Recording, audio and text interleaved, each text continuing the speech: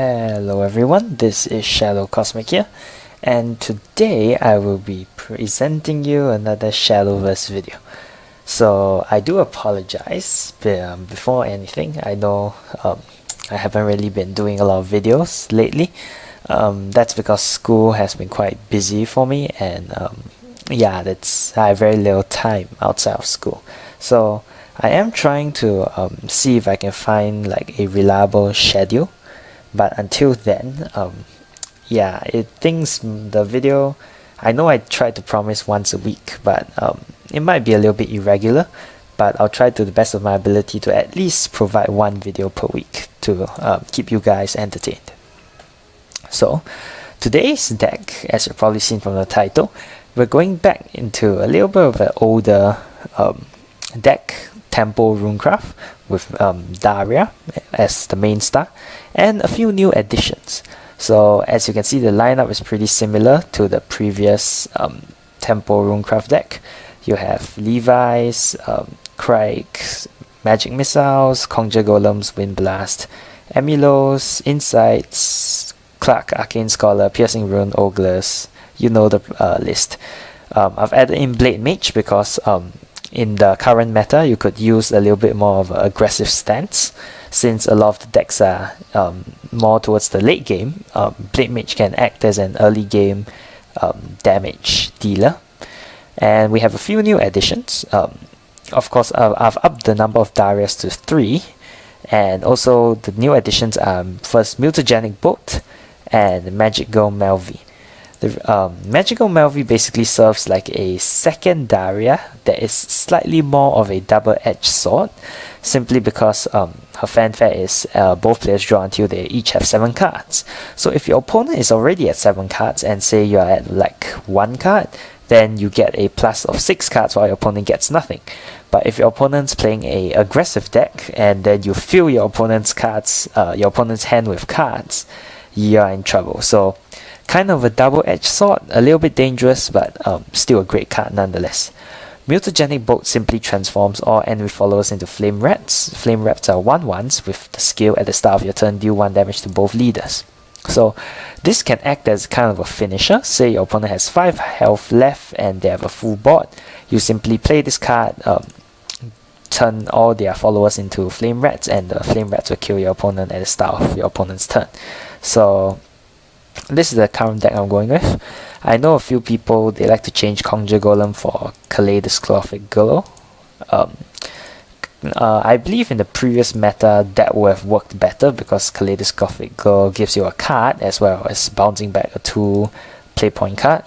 But in the current meta, since everything is so late game, you no longer see so many early game drops, unless you're facing aggro, of course. But again, something like Havencraft, not Shadowcraft, Bloodcraft, even Dragoncraft, you probably see less 2 drops or 1 drops coming down. So I don't think Kaleidoscopic Glow is as useful as it was before, but I do know people who prefer to play it over things like Magic Missile, so it's really up to them. But this is my list for now, and we'll see if we can get ourselves into any good games.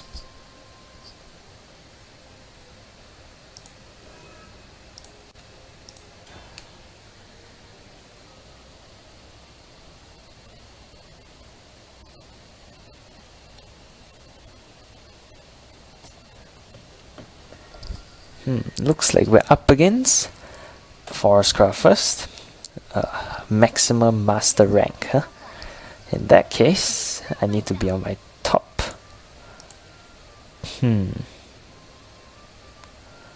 Normally, I would rather keep Mysteria over Conjure Golem. And actually, I think that's what I'll do. Send back Levi because against Forestcraft, yeah, I would like to draw things like Dimension Witch Daria. Melvi is pretty good in this matchup as well. Okay, nothing on the first draw. Why was there such a big delay?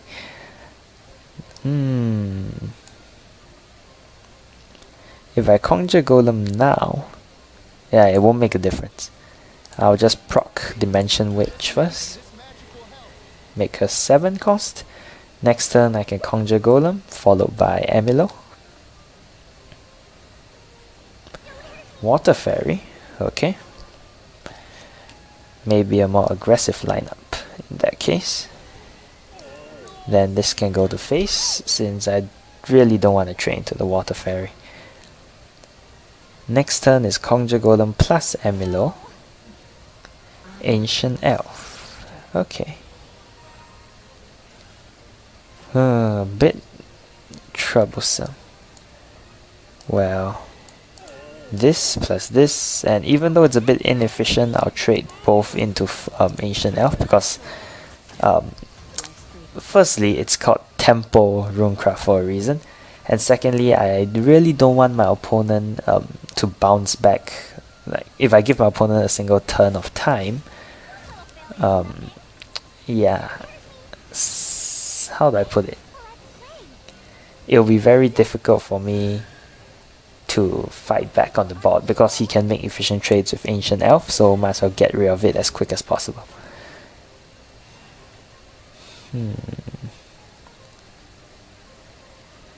The best course of action here, even though I could use Magical Melvi very efficiently because my opponent has 6 cards, Dimension Witch Daria honestly helps me fight for tempo better.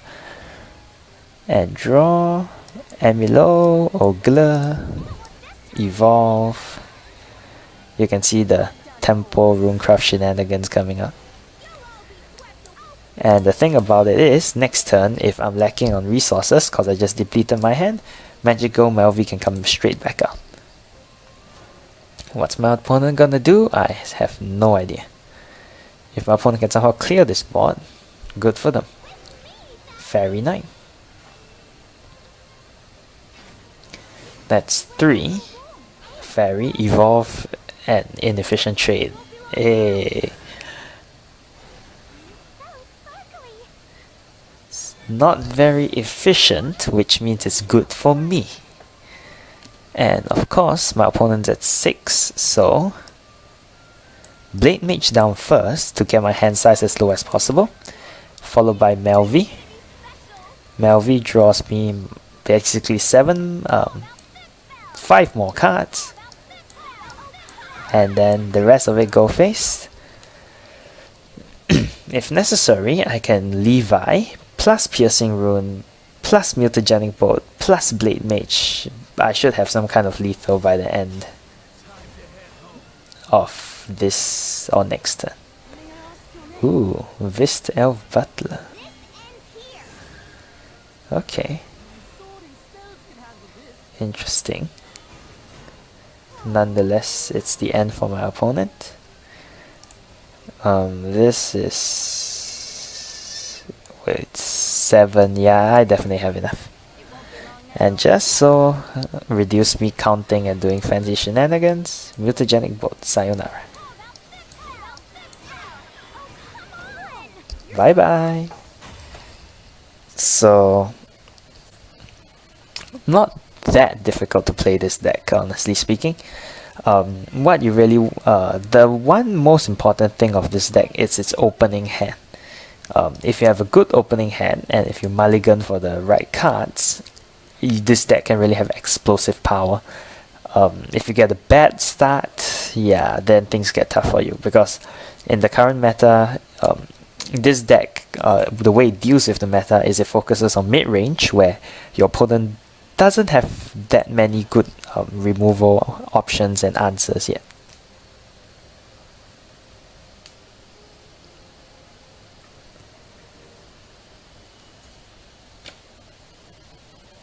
Mahesa.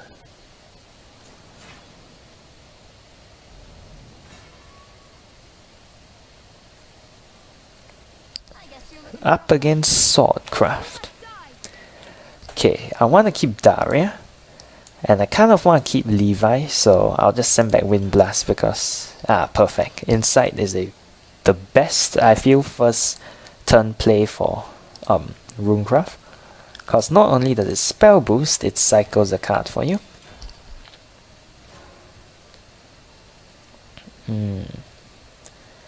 Quick Blader, huh? Quite the annoyance. In that case, we go straight into Craig, into Daria. Excuse me. I honestly do not want to go into Levi, because Levi is very useful as a evolve, but not so much as a turn 2 drop. And then we'll go straight into Arcane Scholar, spell boostness. Technically speaking, I could play Daria next turn and hope for a crazy explosive start. Is he gonna double trade? He goes face. That one might trade to protect his trade with his Fervid Soldier. Just go face. Ah, dang it. So, what do I want to do here? You know, there are times in life where you must learn the true meaning of the word YOLO.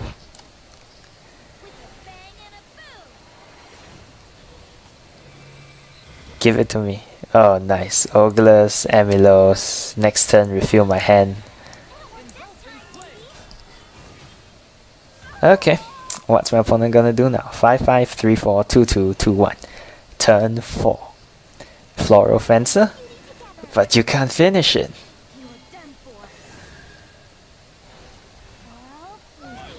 You put a lot of stats on the board, yes. But then... Okay, this is my time to shine. We'll first Magic Missile off that. That will proc Blade Mage down to 1. Ooh, Angelic Snipe. Looks like we can't do much, so we'll proc that out. Wizard of Mysteria. Just played for tempo, really. Blade Mage comes out. So does Angelic Snipe into that. Evolve straight into Craig to clear off that. And this clears off. Next turn, if I need more resources, Melvi can come down, draw me 7 cards. Or 6, because I'll draw 1 more, assuming I don't draw Angelic Snipe. Blitz Lancer. That'll take out the evolved one. Still can't deal with it, no? Overless Knight. He's gonna evolve and value trade, maybe?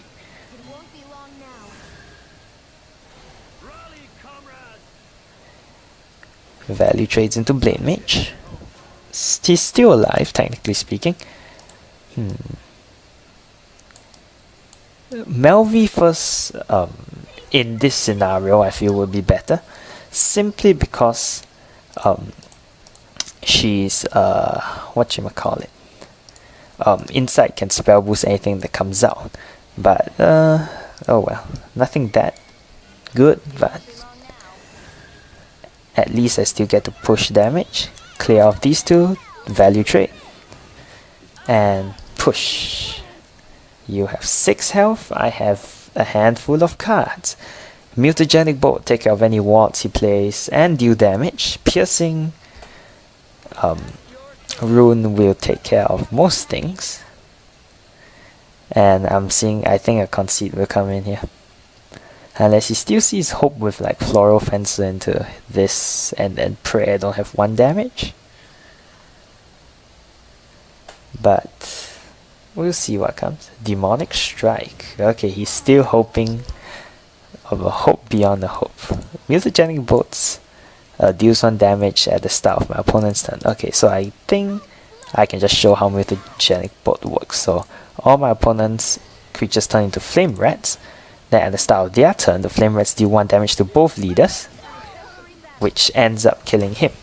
So if your opponent actually has 5 Flame Rats, 5 followers, and you turn all of them to Flame Rats, your opponent basically will take 5 damage to the face. And if you actually don't kill any of those followers, any of the Flame Rats, and your opponent's not playing something like Shadowcraft that destroys its own followers, your opponent basically has a board that's stuck with 5 1/1s that you cannot get rid of. And I've thought of some interesting combos with that, but I'm keeping it to myself for now.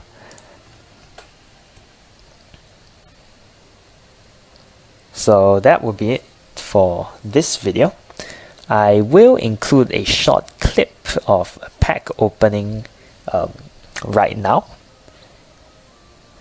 So I probably should have done this at the start of the video, but I'm just gonna cut it in at some point, because I have reached 1000 coins, and as you probably can tell, I am not satisfied with what we got from the pack opening. So 10 more Goddess Tempest of the Gods pack, and I pray I get something good. More Hulking Giants, so I can experiment with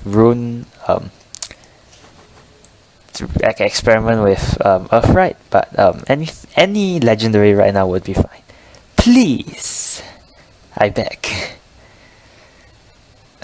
First and second packs were okay, but okay, another Rahab. That's not bad. Tanawan. Nope, pretty meh. Fifth pack already. Yes, boys! Here we go. Roland the Incorruptible. The one, this is the Swordcraft legendary that summons Duranto. Duranto is one of the few kind of counters to Aegis, Heavenly Aegis, because simply Duranto limits the damage that Swordcraft limits the damage that you can take to 4 at any given point in time. So even if it's a spell, even if Heavenly Aegis whacks you in the face, you only can take 4 damage maximum at any time.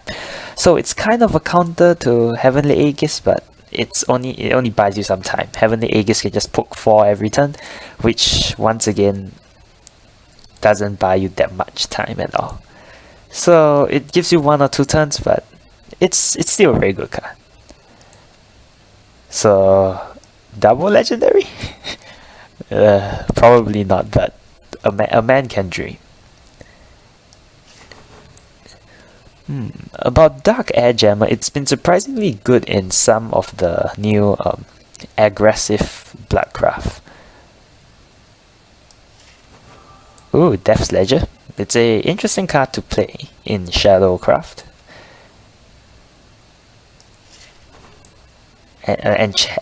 Animated Enchanted Sword, nice. Shroud Assassin, Swordcraft. Last pack. Please! Nope. Well, ooh, Dead Moon Disciple. She's a surprisingly good card that I feel very underrated. Not a lot of people play her, but I feel she's a very good card. Given an allied follower ability to ignore ward, you can literally pump this to, I don't know, pump this to your Shadow Reaper, and your Shadow Reaper can bypass anything. Well, yeah, not bad. We got Roland, so I guess that'll be it. Yep, so I hope you enjoyed it. Generally this deck is quite a bit of a throwback. One of my favorite decks during the time it came out in the Rise of Bahamut expansion. It was the Rise of Bahamut expansion, yes? Just let me check here. Yeah, the Rise of Bahamut expansion, because it was the first RuneCraft deck that was first playable, well, the first RuneCraft deck I liked, other than Earthright, because Earthright was very fun for me, but it was very difficult to play because like its support wasn't exactly that viable in the meta. And then you had Dimension Shift, which was dying out at the time, and also because Dimension Shift simply was too slow for the meta of Rise of Bahamut. And then you have this deck, which is actually fun, at least for me.